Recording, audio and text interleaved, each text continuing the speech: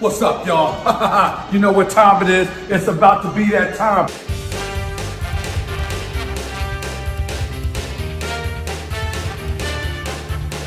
Damn, son, where'd you find this? The raid succeeded. Sorry, buddy. Okay? Smorge is my guy. Go easy on him. Savage. And we're back with One Piece 1049. A monumental chapter. Divisive, controversial maybe, but monumental nonetheless. Kaido is down. Literally. The Luffy versus Kaido portion of Wano is over. Whether you want to believe it or not, but we've predicted this for a very long time. Another one. I've always said that Luffy was going to defeat Kaido. I've never wavered from that. And it's happened. I also said that Kaido would get defeated after Orochi. That they would have some sort of parallel. If not getting defeated within the same chapter, they would get defeated within a chapter of each other. Last chapter, Orochi went down while burning. Now, Kaido went down while burning. Symmetry, parallels, Oda loves doing that stuff. Is he down for good is a question that a lot of people are asking. All right, I mean, he's at least down one horn. Okay, that's just fact. His defeat parallels Ace hitting the statue, and it's a reversal, right? Because Ace used fire, but Kaido literally was fire. Now, I had thought that Luffy would turn his fist on fire. Didn't happen. But as always, there is truly a lot of stuff to get into, and that's what we're going to do. We are going to talk about, is Kaido going to get back up? What it would mean if he does. We're going to dissect the flashback and what it potentially means for rocks, and talk about the subtle little lines that actually dictate some character motivations and could give us future plot points in an eventual rocks flashback. And we're going to talk about who's coming to Wano, alright?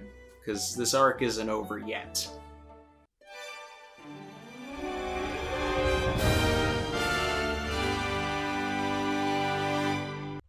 First, the flashback. We see Kaido as a young man growing up on Vodka Island, and we get an insight into his character in a big way. He argues that he's not a political bargaining chip. Meanwhile, he goes on to manufacture political bargaining chips, the weapons. He's very concerned with how the Celestial Dragons operate, how they're allowed to do certain things. And then later on, we see Big Mom upset with Kaido for seemingly ditching them during God Valley. What if this all ties into my big Rocks theory that Rocks was actually a good guy trying to stop the Celestial Dragons, trying to save the world, right? But somewhere along the lines, Kaido decided to defect from Rocks and realized, oh, you know what? I kind of get what these guys are trying to do. They're brutal, the way that I want to be brutal. Teams up with Higuarashi, who wants to manufacture the weapons for the world government, for the Celestial Dragons to do their warmongering. And basically Kaido becomes this warmonger, starts the greatest war the world has ever seen, using the world government. He's envious of the Celestial Dragons. They're free. They get to put the chains on people instead of being the person who gets chained. So Kaido grows up and takes over Wano and puts people in chains. He picks an island that the world government has no sanction over and decides, you know what? I'm the Celestial Dragon of this island. The literal dragon. It's pretty insightful. I, never thought to put that together because I always thought that when he said I wanted to wage the greatest war the world has ever seen, I thought it meant that he was going to go up against the world government. But I think in some weird way, Kaido really is actually enamored by the Celestial Dragons. What if, I actually just thought of this, what if the Celestial Dragons took to Kaido? were the first people to treat him like a person. After he transforms or whatever, you know, if Big Mom gave him his fruit prior to God Valley, and he already was a dragon on God Valley, and then they worshipped him, celestial dragons, hoof of the soaring dragon, they all bowed to Kaido, something along those lines. I don't know. I mean, we're getting a little wacky here, just thought of that. But that would probably cause him to defect, right? Because no one would have ever shown him that reverence, the kind of reverence that he wanted. Asking those questions. Why do the celestial dragons get to boss people around? Kaido wanted to boss people around. Now he gets to do it. Well, not anymore. Moving on. Schoolboy Collins hit that hard nope, right? And just got out of there, okay? Hit that dipper Scarfino. Saw that in the stream, and when I was playing it back, it was hilarious. Schoolboy Collins is about to play Messenger, right? He's the one who's going to be able to tell this story to the outside, all right? That's how we could potentially get bounties and all of that. But there's a bunch of world government ships very close nearby, so Schoolboy is on his way over there, right? But I think that this is also what's going to tie into things, because the world government aspect of this isn't over, because they still have a desire to annex Wano. I've been talking for the longest that 1050 is going to be a big chapter. I still feel that, and that's going to happen, okay? Oda is a numerologist. He fabricates and manufactures the story to hit highlights on even numbers, or even numbers that just mean something. The different ways the numbers can be said can sometimes be translated into different things.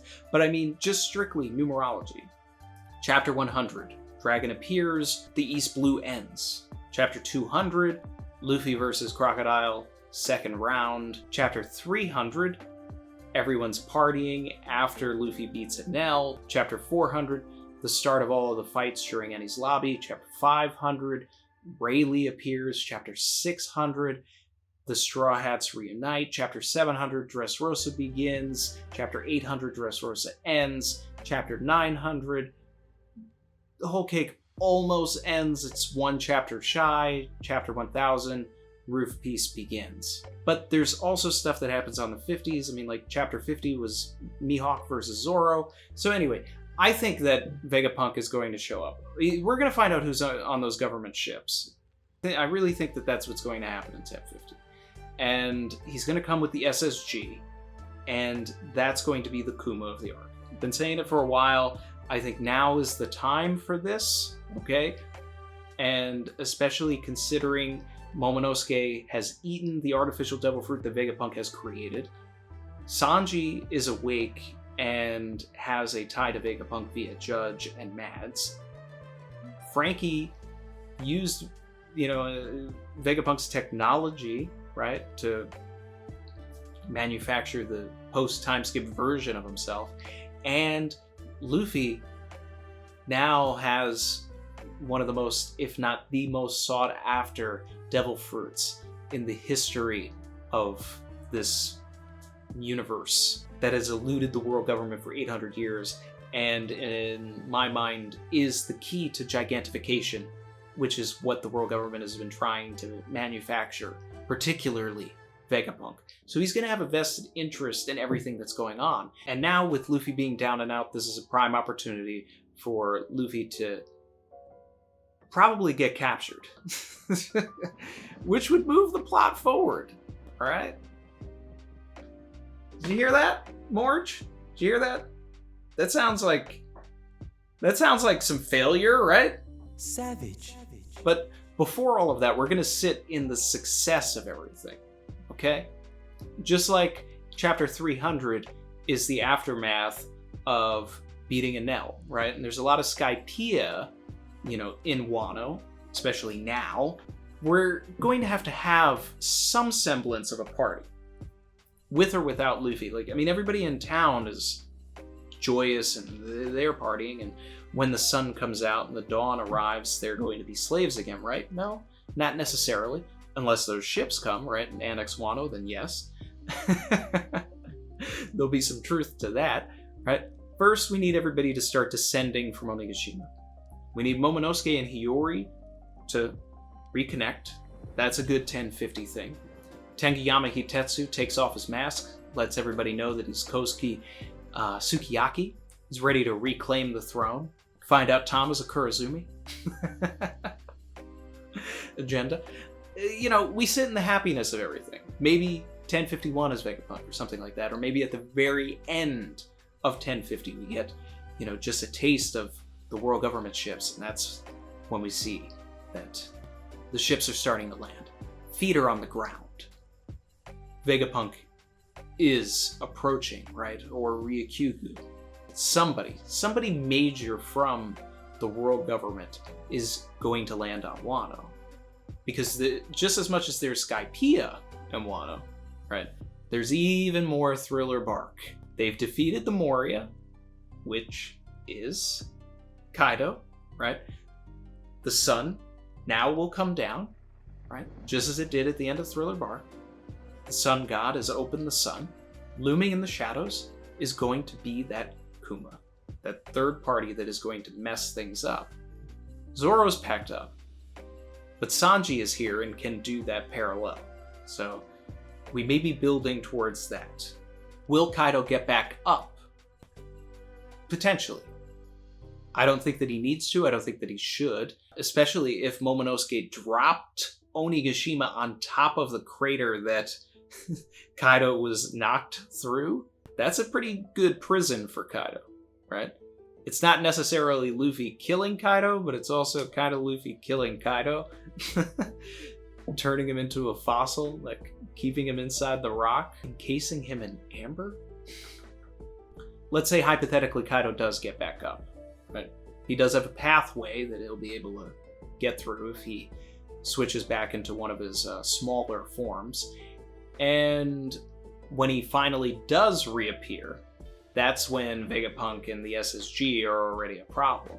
And then Kaido, defending his homeland, goes up against the SSG, which were foreshadowed in 985 with Kaido saying that the world government has a force that they believe could even take down him, right?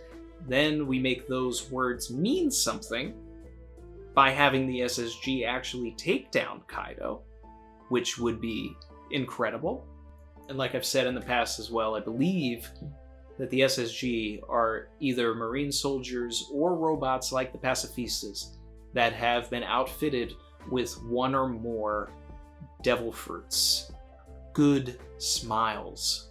Good smiles without drawbacks. Pacifistas were able to utilize a paramecia version of Kizaru's Logia laser. Imagine another style robot being able to use a paramecia version of Sakazuki's magma, Kuzan's ice. They wouldn't be able to have the intangibility, but they would be able to use the power.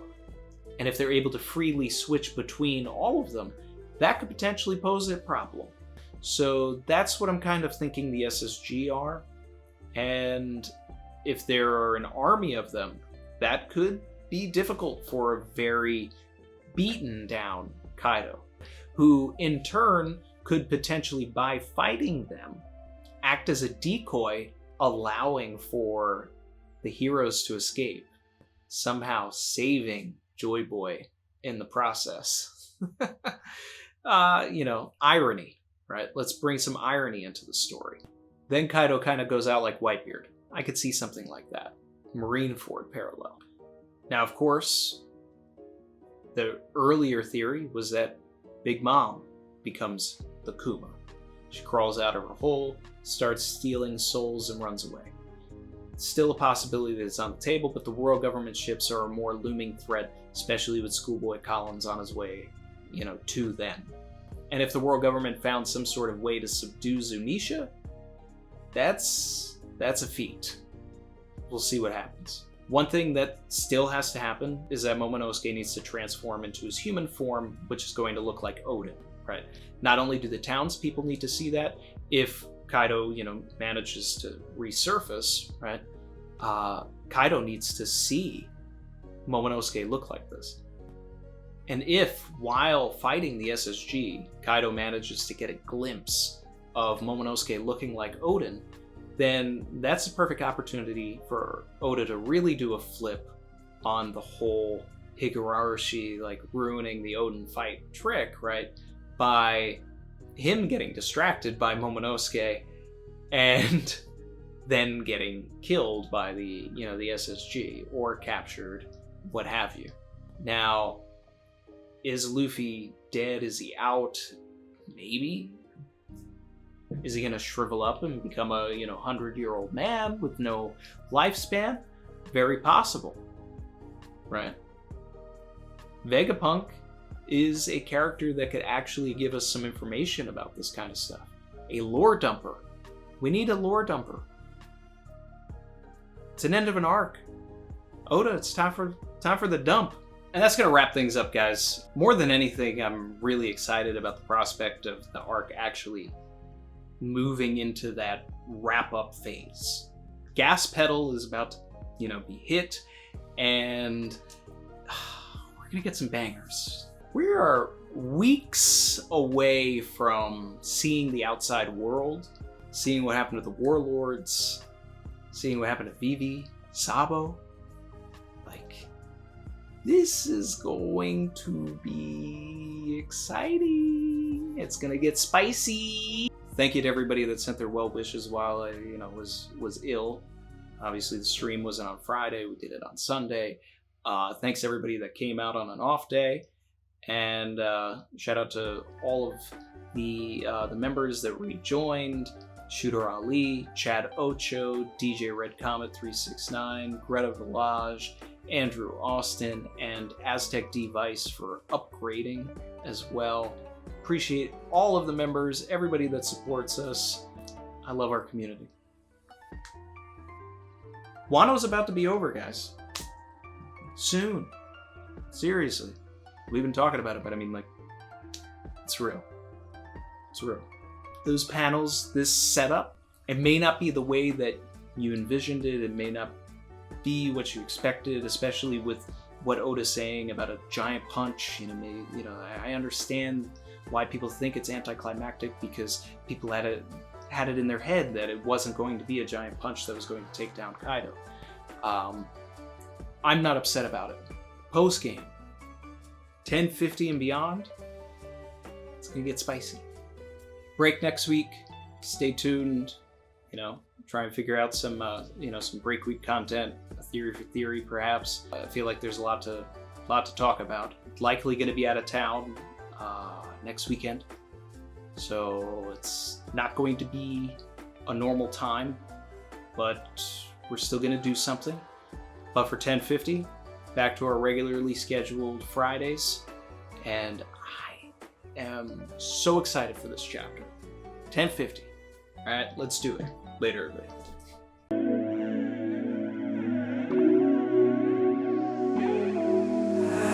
I've been swimming deep, deep. Savage.